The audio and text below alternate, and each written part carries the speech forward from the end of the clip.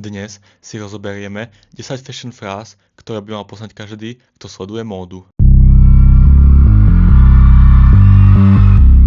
Tak, poďme sa ponoriť do sveta módy a zistiť, čo stojí za týmito pojmami.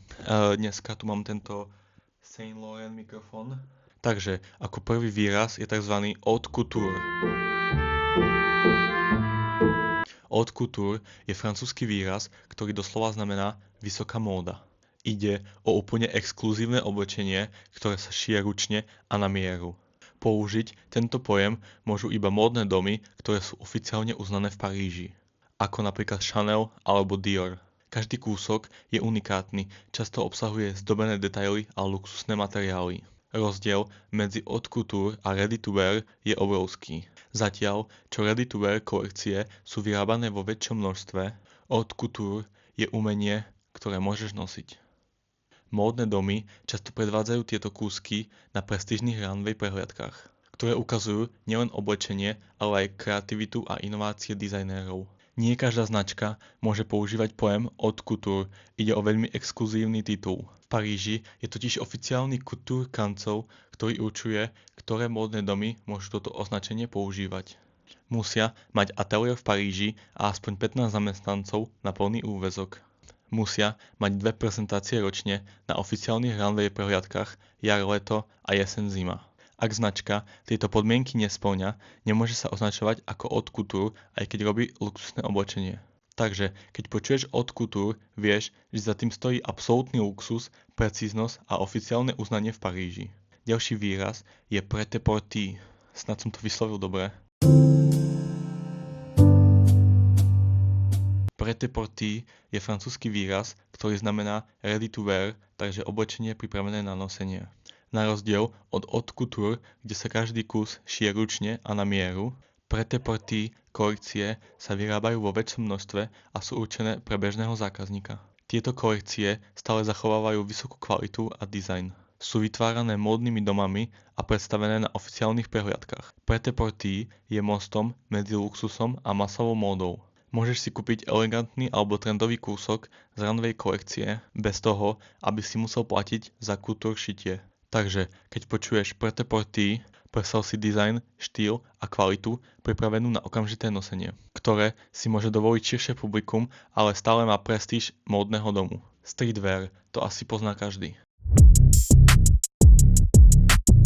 Streetwear je módny štýl, ktorý vznikol na uliciach z pôvodnej subkultúry skaterov a hip-hop komunity v 80. a 90. rokoch. Je to móda, ktorá je pohodlná, funkčná a zároveň výrazná. Často s veľkými logami, grafickými motívmi alebo limitovanými edíciami. Streetwear spája mladistvú kultúru, hudbu, umenie a šport. Na rozdiel od haute couture alebo prêt-à-porter, streetwear je viac o identite a komunite než o luxuse. Hoci dnes veľké značky ako Balenciaga alebo Off-White prepájajú streetwear s high fashion.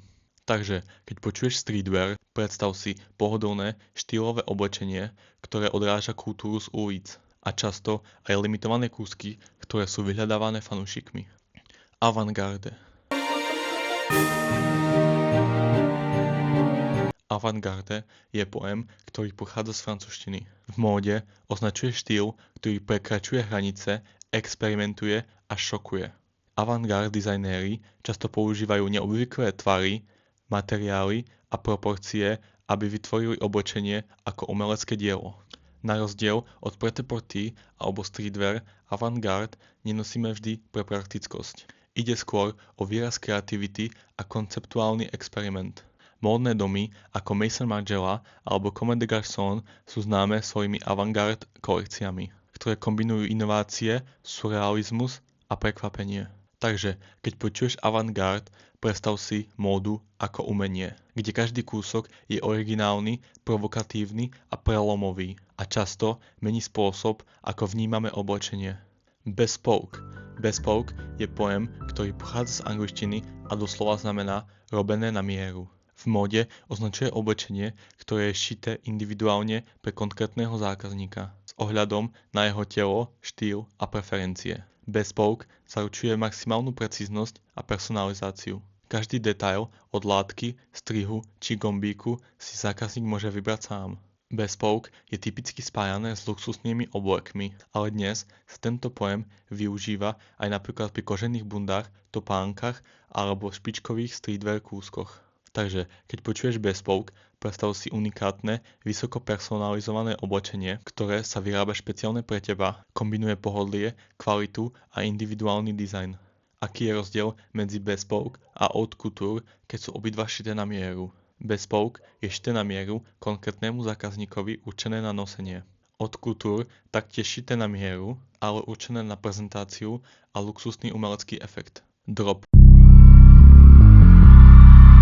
Tento pojem asi pozná taktiež každý. V móde, najmä streetwear a sneakers kultúre, znamená drop vydanie limitovaných kusov oblečenia alebo topánok v presne určený čas. Značky ako Supreme, Off-White alebo Nike používajú drop systém na vytvorenie hype efektu. Fanúšikovia sa na produkt pripravujú vopred a často sa predávajú v limitovaných množstvách. Dropy sú často exkluzívne a časovo obmedzené, čo zvyšuje ich hodnotu a žiadanosť. Tento koncept sa rozšíril aj do online predaja. Ľudia sledujú presné dátumy a hodiny vydania, aby si mohli kolekcie kúpiť skôr, než sa vypredajú. Takže keď počuješ drop, predstav si limitované exkluzívne vydanie kúskov, ktoré vytvára očakávanie, vzrušenie a často aj kolekcionárskú hodnotu.